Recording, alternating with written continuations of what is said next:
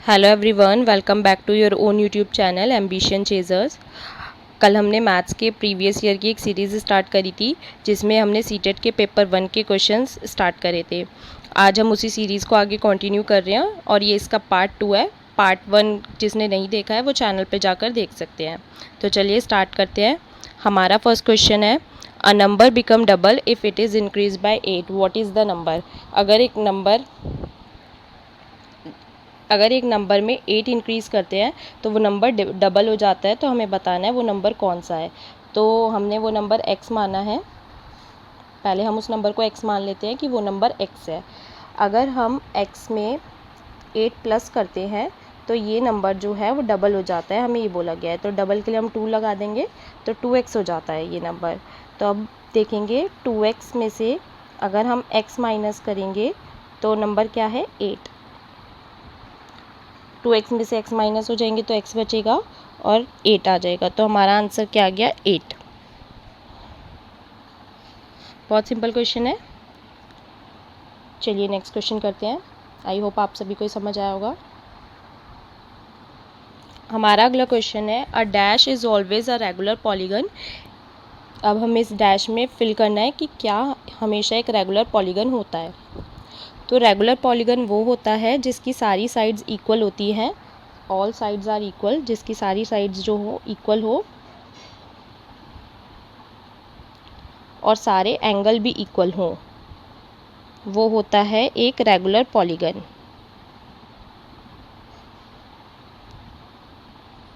ठीक है। पहला है हमारा आइसोसेलेस ट्रायंगल। आइसोसेलेस ट्रायंगल में दो साइड्स जो होती है वो इक्वल होती है और थर्ड अनइक्वल होती है, तो इसीलिए हमारा ये आंसर नहीं होगा। नेक्स्ट है स्क्वायर। स्क्वायर की हमें पता है कि ऑल साइड्स इक्वल होती है, तो स्क्वायर हमारा आंसर हो सकता है। स्क्वायर की ऑल साइड्स भी इक्वल होती हैं और ऑल एंगल्स भी इक्वल होते हैं। नेक्स्ट है हमारा पेंटागन। पेंटागन में 5 साइड्स होती हैं पर वो इक्वल भी हो सकती है और अलग अलग भी हो सकती है, तो इसीलिए ये हमारा कंफर्म नहीं होता है। ऐसे ही सर्कल की तो कोई भी साइड होती ही नहीं है, तो इसीलिए सर्कल भी हमारा आंसर नहीं होगा। सिर्फ एक स्क्वायर ऐसा है जिसकी हमेशा ऑल साइड्स इक्वल होती है और ऑल एंगल्स भी इक्वल होते हैं, सारे एंगल्स उसके इक्वल होते हैं, तो इसलिए हमारा आंसर क्या होगा इसका स्क्वायर। तो चलिए नेक्स्ट क्वेश्चन करते हैं। नेक्स्ट क्वेश्चन है हमारा, the sum of all angle of a triangle is. ये बहुत सिंपल क्वेश्चन है। किसी भी ट्राइंगल के जो सारे एंगल होते हैं उनका सम जो होता है वो हमेशा 180 होता है। तो ये बात सभी को पता होगी, बस इसमें इतना ही बताना था कि सारे एंगल्स का सम 180। नेक्स्ट क्वेश्चन है हमारा, what should be subtracted from the sum of 9909, 9099 and 9009 to obtain 25,454। मतलब हम क्या सब्ट्रैक्ट करें इस सम में से कि हमारे को ये ऑब्टेंड हो जाए 25,454। तो इसके लिए हम क्या करेंगे, पहले तीनों डिजिट्स को हम ऐड कर लेंगे, क्योंकि हमें बोला है कि हमें इन तीनों डिजिट्स का सम करना है। तो हम पहले इन तीनों डिजिट्स को ऐड कर लेते हैं, एक के नीचे एक लिख के। 9 9 1 जो 9, 9 2 जो 18, 9 3 जो 27 होते हैं, तो 27 का 2 ऊपर, ये 11 हो जाएंगे। 10 अगेन 27 प्लस 1, 28,017 हो जाएंगे। अब बोला है फ्रॉम है ना, तो फ्रॉम के लिए हमें क्या करना होगा, इसी सम में से ये जो लास्ट में हमें नंबर दे रखा है हम इसे माइनस करेंगे, तो हमारा ये वाला नंबर आ जाएगा कि हमें जो आंसर चाहिए। तो अब हम इसको माइनस कर देते हैं इसके नीचे लिख के।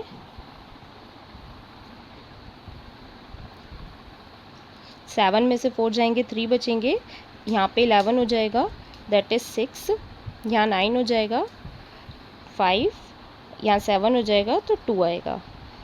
तो हमारा आंसर आ जाएगा 2563। मतलब ये वो नंबर है जिसको हम इसमें ऐड करेंगे तो हमारे को सम मिल जाएगा।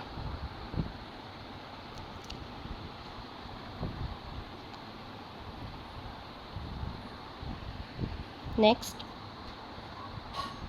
हमारा क्वेश्चन नंबर 5 है, विच of the following statement is correct. इसमें से बताना है कौन सी स्टेटमेंट करेक्ट है। तो पहली स्टेटमेंट हमारा 1 जो है प्राइम नंबर है, जो कि गलत है। 1 जो होता है वो तो ना तो प्राइम नंबर होता है, ना ही कंपोजिट नंबर होता है, ना ही प्राइम नंबर होता है और ना ही कंपोजिट नंबर होता है 1। क्योंकि प्राइम नंबर का क्राइटेरिया होता है कि ऐसा नंबर जो 1 की टेबल में आए और अपनी टेबल में आए। तो 1 तो सिर्फ एक ही होता है, 1 की टेबल में आता है वो, इस 2 फैक्टर नहीं होते हैं 1 के, सिर्फ एक ही होता है। तो इसलिए 1 प्राइम नंबर नहीं है और कंपोजिट नंबर भी नहीं है, क्योंकि कंपोजिट नंबर में मोर देन 2 फैक्टर्स होने चाहिए। तो 1 का तो एक ही होता है, तो इसीलिए 1 ना तो प्राइम है और ना ही कंपोजिट है। तो इसमें हमारा 4th ऑप्शन होएगा। Next, see the number pattern given below, और हमें नेक्स्ट 2 टर्म बतानी है। ये नंबर पैटर्न देखना है और नेक्स्ट 2 टर्म्स हमें बतानी है। तो हम इसमें देख रहे हैं कि 1 के बाद आ रहा है 8, 1 का बाद आ रहा है 8, 8 जो है वो 2 का क्यूब होता है, और यहाँ पे है 27, 27 3 का क्यूब होता है, 64 4 का क्यूब होता है, और 1 का क्यूब भी 1 ही होता है, तो ये यहाँ पे भी क्यूब होगा। 125 जो है वो 5 का क्यूब है। तो अब आगे हम इस पैटर्न से क्या करेंगे, 6 का क्यूब लेंगे। 6 का क्यूब जो होता है 216 होता है, और उसके आगे हम लेंगे 7 का क्यूब। 7 का क्यूब होता है 343। अगर किसी को क्यूब याद नहीं है तो आप याद कर लीजिए, क्यूब याद हो जाएंगे तो आपको इजी होगा क्वेश्चन सॉल्व करने में। तो इसका आंसर आएगा 4। नेक्स्ट क्वेश्चन है, इसमें हमें बॉड मास का रूल फॉलो करना है। तो बॉड मास के रूल में सबसे पहले ब्रैकेट तो यहाँ पे है नहीं, तो हम क्या करेंगे, सबसे पहले डिवाइड करेंगे। तो हमने डिवाइड वाला साइन यहाँ पे है, तो 35 को हम 5 से डिवाइड करेंगे तो हमारा आंसर आ जाएगा 7। 25.3 मल्टीप्लाई 5 -7 -3 इंटू 18.5। अब 185 है, इसकी 3 से मल्टीप्लाई कर लेते हैं। 5 3 से 15 होते हैं, 8 3 से 24 और 1 प्लस करेंगे तो 25, 3 1 से 3 एंड 2 5। तो हमारे यहाँ पे आंसर आ गया 55.5। इसमें से हमें 7 माइनस करना है और आगे वाला भी मल्टीप्लाई कर लेते हैं। 25.3 मल्टीप्लाई 5, 5 3 से 15 होते हैं, 5 5 से 25 प्लस 1 26, 2 पर कैरी, 5 2 जा 10 एंड 126.5। तो इसमें आंसर आ गया हमारा 126.5। पॉइंट हमने कैसे लगाया है कि हम लास्ट से देखेंगे, लास्ट में जितनी डिजिट के बाद पॉइंट है हम उतनी डिजिट के बाद पॉइंट लगा देंगे। अब हम देख रहे हैं ये भी माइनस का है 7 और ये भी माइनस का है 55.5। तो माइनस माइनस प्लस हो जाते हैं, साइन माइनस का ही होता है, तो माइनस का साइन लगा के हम इन दोनों को प्लस कर देंगे आपस में, तो हमारा आएगा 62.5। अब 126.5 में से हम 62.5 माइनस करेंगे तो हमारा आंसर आ जाएगा 64। आप माइनस करके देख सकते हैं इसे यहाँ पे 126.5 एंड 62.5। 5 में से 5 गए 0, 6 में से 2 गए 4 एंड 12 में से 6 गए 6, 64.5। इतना सिंपल क्वेश्चन है ये। चलिए नेक्स्ट क्वेश्चन है हमारा, a frog jumps 3 steps and a rabbit jump 7 steps at a time starting from a place O. At which of the following steps they both will jumping together. हमें बोला गया है कि एक रैबिट जो है वो 3 स्टेप्स जंप करता है, सॉरी एक फ्रॉग जो है वो 3 स्टेप्स जंप करता है और रैबिट 7 स्टेप्स जंप करता है। तो किस प्लेस पे वो दोनों एक साथ मिलेंगे, ये हमसे पूछा गया है। तो हमें पता है 3 भी एक प्राइम नंबर है और 7 भी एक प्राइम नंबर है, तो हम इन दोनों की मल्टीप्लाई करके इनका एलसीएम निकाल लेंगे, दैट इज़ 21। तो अब हमें 21 आएगा या तो आंसर, या फिर 21 का कोई भी मल्टीपल आएगा। अब हमें ऑप्शन में 21 नहीं दिख रहा है तो हम 21 का मल्टीपल ढूंढेंगे ऑप्शन में से। तो 21 का मल्टीपल कैसे ढूंढेंगे, अब जो हमें ऑप्शंस में नंबर दे रखे हैं हम उनको डिवाइड करके देख लेंगे 21 से। तो अब हम फर्स्ट ऑप्शन को डिवाइड करते हैं 21 से।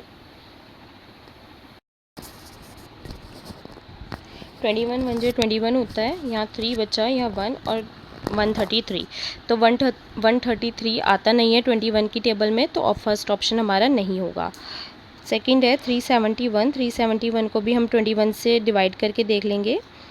यहाँ पे बचेगा हमारा 161 भी 21 की टेबल में नहीं आता है, तो ये भी हमारा ऑप्शन नहीं होगा।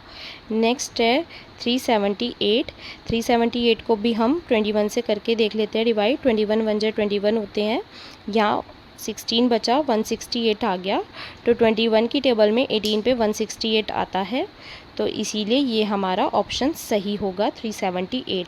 354 भी नहीं आता है 21 की टेबल में। Move to the next question.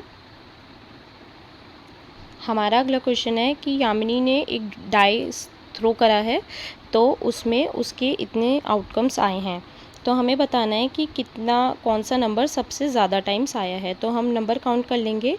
5 जो है वो सिर्फ 2 ही बार आया है, 3 जो है 3 बार आया है, 6 2 बार आया है, 1 एक ही बार आया है, 2 भी एक ही बार आया है, 4 भी एक ही बार आया है, तो हमें दिखा है सबसे ज़्यादा बार 3 आया है, तो 3 हमारा आंसर हो जाएगा इसमें। हमारा नेक्स्ट क्वेश्चन है, हमारा लास्ट क्वेश्चन है कि एक पार्सल है जिसके 50 ग्राम या उससे कम वेट पे 15 रुपीज़ का चार्ज लगेगा, और अगर उस पर और 50 ग्राम ऐड होता रहेगा तो हर 50 ग्राम पे एडिशनल में 7 रुपीज़ उसका चार्ज लगेगा। तो जो मीना है उसको अपनी फ्रेंड चारू को पार्सल देना है दिल्ली में, और उस पार्सल का वेट है 350 ग्राम, तो हमें बताना है कि कितने कॉस्ट लगेगी उसकी उस पार्सल की। तो देखिए, पहले तो हमारा 350 ग्राम का पार्सल है, हम इसको 50-50 के पार्ट्स में डिवाइड कर लेते हैं, तो इसके 50-50 के 7 पार्ट्स हो जाएंगे।